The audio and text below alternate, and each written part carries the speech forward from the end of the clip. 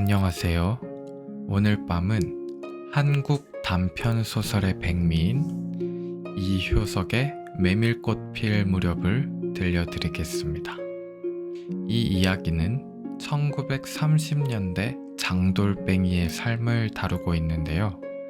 장돌뱅이는 장터에서 장터로 짐을 지고 길을 떠도는 상인들입니다. 이 장돌뱅이인 허생원과 그의 친구 조선딸이 오늘 어떤 일을 겪게 되는지 함께 들어보시겠습니다. 메밀꽃 필 무렵. 여름장이란 애시당초에 글러서 해는 아직 중천에 있건만 장판은 벌써 쓸쓸하고 더운 햇발이 버려놓은 전 휘장 밑으로 등줄기를 훅훅 볶는다. 마을 사람들은 거의 돌아간 뒤여 팔리지 못한 나무꾼 패가 길거리에 궁깃거리고들 있으나 석유병이나 받고 고깃말이나 사면 족할 이 축들을 바라고 언제까지든지 버티고 있을 법은 없다. 칩칩스럽게 날아드는 파리떼도 장난꾼 각다기들도 귀찮다. 얼금뱅이요 왼손잡이인 드팀전의 허생원은 기어이 동업의 조선딸을 낯구어 보았다. 그만 거둘까? 잘 생각했네. 봉평장에서 한 번이나 흐뭇하게 사본 일이 있었을까? 내일 대화장에서나 한몫 벌어야겠네. 오늘 밤은 밤을 새서 걸어야 될걸. 달이 뜨렸다. 절렁절렁 소리를 내며 조선딸이 그날 산 돈을 따지는 것을 보고 허생원은 말뚝에서 넓은 휘장을 걷고 버려놓았던 물건을 거두기 시작하였다. 무명필과 주단바리가 두 꼬리짝에 꼭 찼다. 멍석 위에는 천조각이 어수선하게 남았다. 다른 축들도 벌써 거의 전들을 걷고 있었다. 약바르게 떠나는 패도 있었다. 어물장수도 땜장이도 엿장수도 생강장수도 꼴들이 보이지 않았다. 내일은 진부와 대화의 장이 선다. 축들은 그 어느 쪽으로든지 밤을 새며 6, 70리 밤길을 타박거리지 않으면 안 된다. 장판은 잔치 뒷마당같이 어수선하게 벌어지고 술집에서는 싸움이 터져 있었다. 주정꾼 욕짓거리에 섞여 계집의 앙칼지 목소리가 찢어졌다. 장날 저녁은 정해놓고 계집의 고함 소리로 시작되는 것이다. 생원 씨 침을 때도 다 안해. 충주집 말이야. 계집 목소리로 문득 생각난 듯이 조선달은 비죽이 웃는다. 화중지병이지. 연소패들을 적수로 하고야 떼거리가 돼야 말이지. 그렇지도 않을걸. 축들이 사족을 못 쓰는 것도 사실은 사실이나 아무리 그렇다곤 해도 왜 그 동이 말일세 감쪽같이 충주집을 후린 눈치거든. 뭐? 그 애숭이가? 물건 가지고 낚았나 보지. 착실한 녀석인 줄 알았더니 그 길만은 알 수가 있나. 궁리 말고 갑옷에나 그려. 내 한떡 씀새. 그다지 마음이 당기지 않는 것을 쫓아갔다. 허생원은 계집과는 연분이 멀었다. 얼금뱅이 상판을 쳐들고 대어설 숫기도 없었으나 계집 편에서 정을 보낸 적도 없었고 쓸쓸하고 뒤틀린 반생이었다. 충주집을 생각만 하여도 철없이 얼굴이 붉어지고 발밑이 떨리고 그 자리에 소스라쳐버린다. 충주집 문을 들어서 술 좌석에서 짜장 동이를 만났을 때에는 어찌된 서술인지 발끈 화가 나버렸다. 상 위에 붉은 얼굴을 쳐들고 제법 계집과 농탕 지는 것을 보고서야 견딜 수 없었던 것이다. 녀석이 제법 난질꾼인데 꼴사납다. 머리에 피도 안 마른 녀석이 낮부터 술 처먹고 계집과 농탕이야. 장돌뱅이 망신만 시키고 돌아다니누나. 그 꼴에 우리들과 한몫 보자는 셈이지. 동이 앞에 막아서면서부터 책망이었다.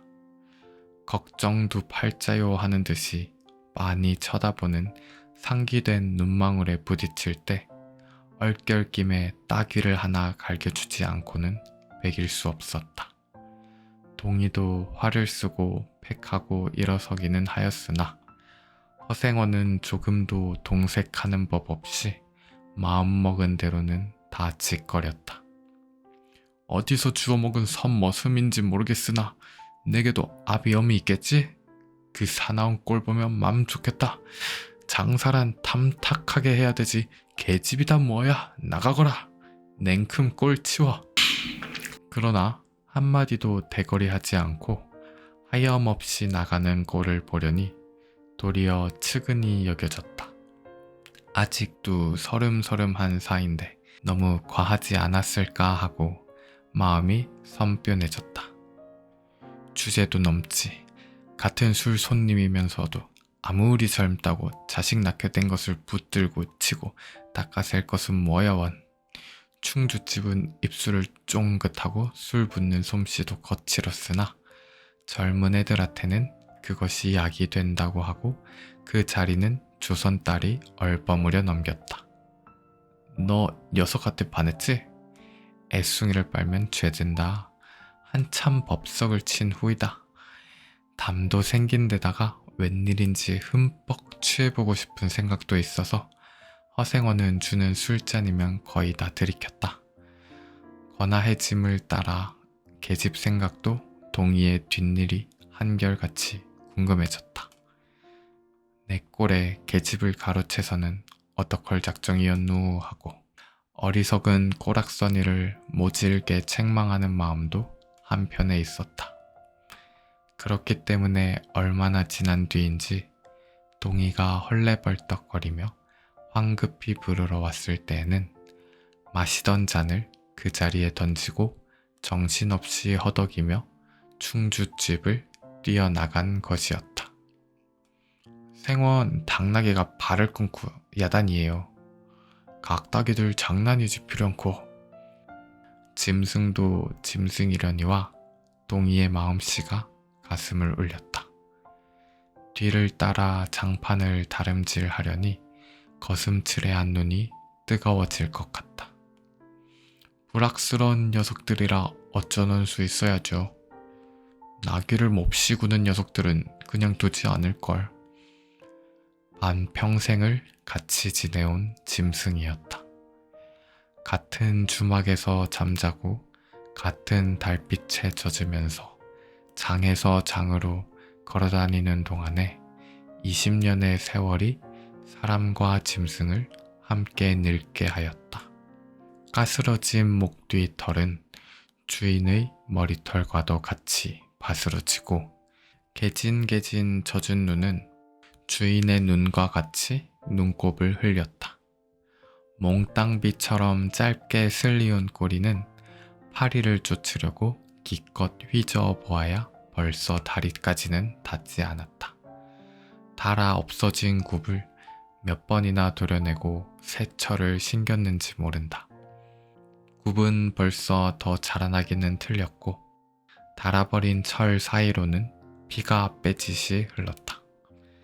냄새만 맡고도 주인을 분간하였다. 호소하는 목소리로 야단스럽게 울며 반겨한다. 어린아이를 달래듯이 목덜미를 어루만져주니 나귀는 코를 벌름거리고 입을 투르르 거렸다. 콧물이 튀었다. 허생원은 짐승 때문에 속도 무던히는 썩였다. 아이들의 장난이 심한 눈치여서 땀밴 몸뚱아리가 부들부들 떨리고 좀 채 흥분이 식지 않는 모양이었다. 굴레가 벗어지고 안장도 떨어졌다. 요 몹쓸 자식들 하고 허생원은 호령을 하였으나 패들은 벌써 주랭량을 치고 논 뒤요 몇 남지 않은 아이들이 호령에 놀래 비슬비슬 멀어졌다. 우리들 장난이 아니오. 암놈을 보고 저 혼자 발광이지. 코 흘리게 한 녀석이 멀리서 소리를 쳤다. 녀석 말투가. 김첨지 당나귀가 가버리니까 온통 흙을 차고 거품을 흘리면서 미친 소같이 날뛰는걸. 꼬리 우스워 우리는 보고만 있었다오. 배를 좀 오지. 아이는 앙돌아진 투로 소리를 치며 깔깔 웃었다. 허생원은 모르는 결에 낯이 뜨거워졌다. 묻 시선을 막으려고 그는 짐승의 배 앞을 가리워 서지 않으면 안 되었다. 늙은 주제에 암샘을 내는 셈이야. 저놈의 짐승이. 아이의 웃음소리에 허생원은 주춤하면서 기어이 견딜 수 없어 채찍을 들더니 아이를 쫓았다. 쫓으려거든 쫓아보지. 왼손잡이가 사람을 때려. 줄다름에 달아나는 각다귀에는 당하는 재주가 없었다. 왼손잡이는 아이 하나도 후릴 수 없다. 그만 채찍을 던졌다. 술기운도 돌아 몸에는 유난스럽게 화끈거렸다. 그만 떠나세. 녀석들과 어울리다가는 한이 없어. 장판의 각다기들이란 어른보다도 더 무서운 것들인걸. 조선딸과 동이는 각각 제 나귀에 안장을 얹고 짐을 싣기 시작하였다. 해가 꽤 많이 기울어진 모양이었다. 드팀 전 장돌 일을 시작한 지 20년이나 되어도 허생원은 봉평장을 빼놓은 적이 드물었다. 충주, 제천 등의 이웃군에도 가고 멀리 영남 지방도 헤매기는 하였으나 강릉쯤에 물건 하러 가는 외에 처음부터 끝까지 군내를 돌아다녔다. 닷새만큼씩의 장날에는 달보다도 확실하게 면에서 면으로 건너간다. 고향이 청주라고 자랑 삼아 말하였으나 고향에 돌보러 간 일도 있는 것 같지는 않았다. 장에서 장으로 가는 길에 아름다운 강산이 그대로 그에게는 그리운 고향이었다.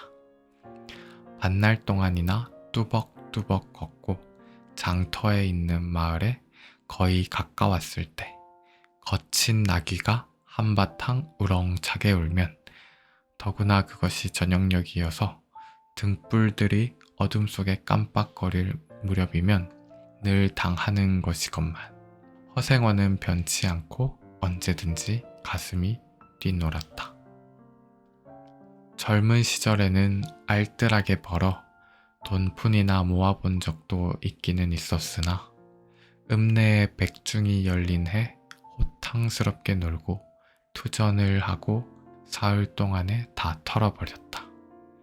나귀까지 팔게 된 판이었으나 애끓는 정분에 그것만은 이를 물고 단념하였다. 결국 도로 아미타불로 장돌이를 다시 시작할 수밖에 없었다.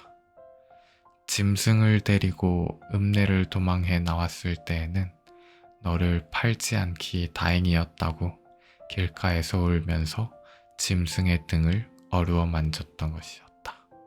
빚을 지기 시작하니 재산을 모을 염은 당초에 틀리고 간신히 입에 풀칠을 하러 장에서 장으로 돌아다니게 되었다. 호탕스럽게 놀았다고는 하여도 계집 하나 후려보지는 못하였다. 계집이란 쌀쌀하고 매정한 것이었다. 평생 인연이 없는 것이라고 신세가 서글퍼졌다. 일신에 가까운 것이라고는 언제나 변함없는 한 필의 당나귀였다. 그렇다고 하여도 꼭 한 번의 첫일을 잊을 수는 없었다. 뒤에도 처음에도 없는 단 한 번의 괴이한 인연. 봉평에 다니기 시작한 젊은 시절의 일이었으나 그것을 생각할 적만은 그도 산 보람을 느꼈다. 달밤이었으나 어떻게 해서 그렇게 됐는지 지금 생각해도 도무지 알 수가 없어. 허생원은 오늘 밤도 또 그 이야기를 끄집어내려는 것이다.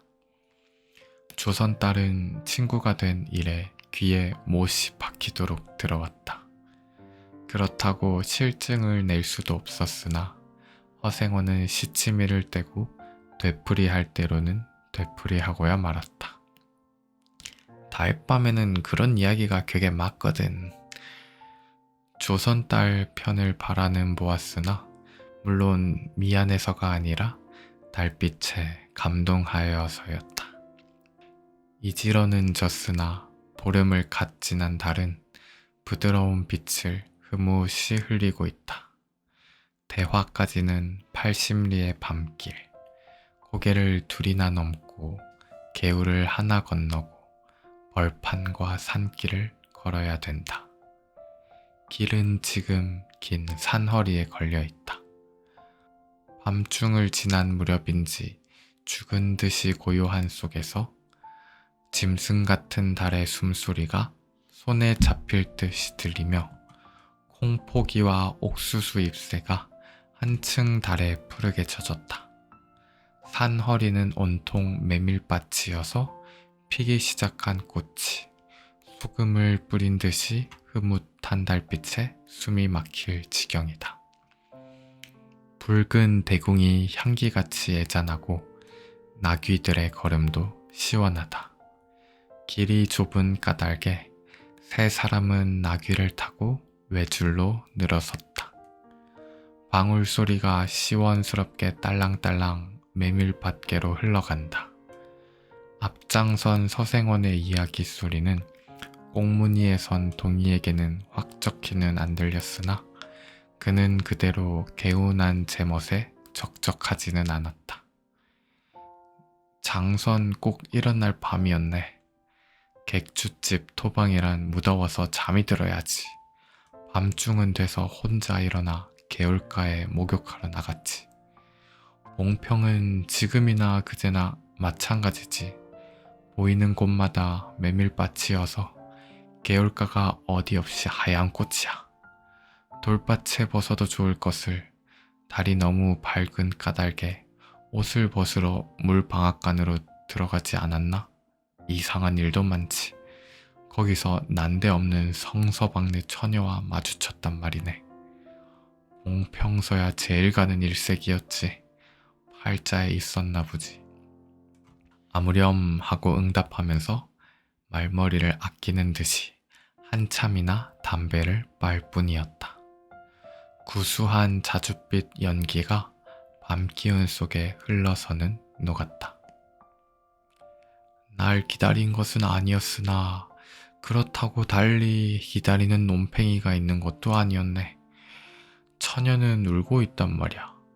짐작은 되고 있으나 성서방네는 한참 어려워서 들고 날 판인 때였지. 한 집안 일이니 딸에겐 걱정이 없을 리겠나. 좋은 데만 있으면 시집도 보내련만 시집은 주고도 싫다지. 그러나 처녀란 울 때같이 정을 끄는 때가 있을까. 처음에는 놀라기도 한 눈치였으나 걱정 있을 때는 누그러지기도 쉬운 듯해서 이럭저럭 이야기가 되었네. 생각하면 무섭고도 기막힌 밤이었어. 제천인지로 주랭랑을 놓은 건 그 다음 날이었지. 다음 장도막에는 벌써 온 집안이 사라진 뒤였네. 장파는 소문에 발끈 뒤집혀 오죽해야 술집이 팔려가기가 상수라고 처녀의 뒷공론이 자자들 하단 말이야. 제천 장판을 몇 번이나 뒤졌겠나. 허나 처녀의 꼴은 꽝꺼먹은 자리야. 첫날 밤이 마지막 밤이었지. 그때부터 봉평이 마음에 든 것이 반평생을 두고 다니게 되었네. 평생인들 잊을 수 있겠나. 수 좋았지. 그렇게 신통한 일이란 쉽지 않어. 항용 못난 것 얻어 새끼 낳고 걱정 늘고 생각만 해도 진저리가 나지. 그러나 늙음악바지까지 장돌뱅이로 지내기도 힘든 노릇 아닌가. 난 가을까지만 하고 이 생계와도 아직 하려네. 대화쯤에 조그만 전빵이나 하나 버리고 식구들을 부르겠어. 사시장천 뚜벅뚜벅 걷기란 여간 일해야지. 옛 처녀나 만나면 같이나 살까. 난 거꾸러질 때까지 이 길 걷고 저 달 볼 테야. 산길을 벗어나니 큰 길로 튀어졌다. 꽁무니의 동이도 앞으로 나서 나귀들은 가로늘어섰다. 총각도 젊겠다. 지금이 한창 시절이렸다. 충주집에서는 그만 실수를 해서 그 꼴이 되었으나 설계 생각 말게. 천만에요. 되려 부끄러워요. 계집이란 지금 웬 제격인가요? 자나깨나 어머니 생각뿐인데요. 허생원의 이야기로 실심의 한 끝이라 동희의 어조는 한풀 수그러진 것이었다. 아비엄이란 말이 가슴에 터지는 것도 같았으나 제겐 아버지가 없어요. 피부지라고는 어머니 하나뿐인걸요. 돌아가셨나? 당초부터 없어요. 그런 법이 세상에. 생원과 선달이 야단스럽게 껄껄들 웃으니 동희는 정색하고 우길 수밖에는 없었다. 부끄러워서 말하지 않으려 했으나 정말이에요. 제천촌에서 달도 차지 않은 아이를 낳고 어머니는 집을 쫓겨났죠. 우스운 이야기나 그러기 때문에 지금까지 아버지 얼굴도 본 적 없고 있는 고장도 모르고 지내와요. 고개가 앞에 놓인 까닭에 세 사람은 나귀를 때렸다. 둔턱은 험하고 입을 벌리기도 대근하여 이야기는 한동안 끊겼다. 나귀는 건듯하면 미끄러졌다. 허생원은 숨이 차 몇 번이고 다리를 쉬지 않으면 안 되었다. 고개를 넘을 때마다 나이가 알렸다. 동이 같은 젊은 축이 끝이 없이 부러웠다. 땀이 등을 한바탕 쭉 씻어내렸다. 고개 너머는 바로 개울이었다. 장마에 흘겨버린 널다리가 아직도 걸리지 않은 채로 있는 까닭에 벗고 건너야 되었다.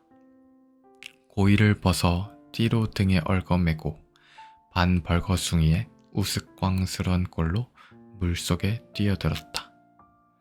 금방 땀을 흘린 뒤였으나 밤물은 뼈를 찔렀다. 그래, 대체 기르긴 누가 기르고. 어머니는 하는 수 없이 의부를 얻어가서 술 장사를 시작했죠. 술이 고줄해서 의부라고 전 망난이에요. 철들어서부터 맞기 시작한 것이 하룬들 편안한 날이 있었을까? 어머니는 말리다 채이고 맞고 칼부림 당하고 하니 집안 꼴이 뭐겠소. 18살 때 집을 뛰쳐나서부터 이 짓이죠. 총각 낯새로운 동이 무던하다고 생각했더니 듣고 보니 딱 한 신세로군. 물은 깊어 허리까지 찼다. 속 물살도 어지간히 센 데다가 발에 채이는 돌멩이도 미끄러워 금시에 훔칠 듯 하였다. 나귀와 조선딸은 재빨리 건넜으나 동이는 허생원을 붙드느라고 두 사람은 훨씬 떨어졌다. 모친의 친정은 원래부터 제천이었던가? 웬걸요. 시원스리 말은 안 해주나 봉평이라는 것만은 들었죠. 봉평? 그래, 아비의 성은 무엇이고? 알 수 있나요? 도무지 듣지를 못했으니까. 그렇겠지 하고 중얼거리며 흐려지는 눈을 까물까물 하다가 허생원은 경망하게도 발을 빗디뎠다. 앞으로 꼬꾸라지기가 바쁘게 몸째 풍덩 빠져버렸다. 허위적거릴수록 몸을 걷잡을 수 없어 동이가 소리를 치며 가까이 왔을 때는 벌써 퍽이나 흘렀었다. 옷에 쫄딱 젖으니 물에 젖은 개보다도 참혹한 꼴이었다. 동이는 물속에서 어른을 해깝게 업을 수 있었다.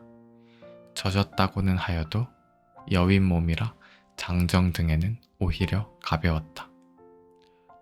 이렇게까지 해선 안 됐네. 내 오늘 정신이 빠진 모양이야. 염려하실 거 없어요. 그래, 모치는 아비를 찾지는 않는 눈치지? 늘 한 번 만나고 싶다고는 하시는데요. 지금 어디 계신가? 외부와도 갈라져서 제천에 있죠. 가을에는 봉평에 모셔오려고 생각 중인데요. 이를 물고 벌면 이럭저럭 살아갈 수 있겠죠. 아무렴 기특한 생각이야. 가을이랬다. 동이의 탐탁한 등허리가 뼈에 사무쳐 따뜻하다. 물을 다 건넜을 때에는 도리어 서글픈 생각에 좀 더 엎였으면도 하였다. 진종일 실수만 하니 웬일이요 생원. 조선 딸은 바라보며 기어코 웃음이 터졌다. 나기야 나기. 생각하다 실족을 했어. 말 안 했던가? 저 꼴에 제법 새끼를 얻었단 말이지.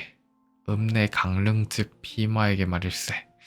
귀를 쫑긋 세우고 딸랑딸랑 뛰는 것이 나귀 새끼같이 귀여운 것이 있을까? 그것 보러 나는 일부러 읍내를 도는 때가 있다네. 사람을 물에 빠치울 땐 대단한 나귀 새끼군. 허생원은 젖은 옷을 웬만큼 짜서 입었다. 이가 덜덜 갈리고 가슴이 떨리며 몹시도 추웠으나 마음은 알 수 없이 둥실둥실 가벼웠다.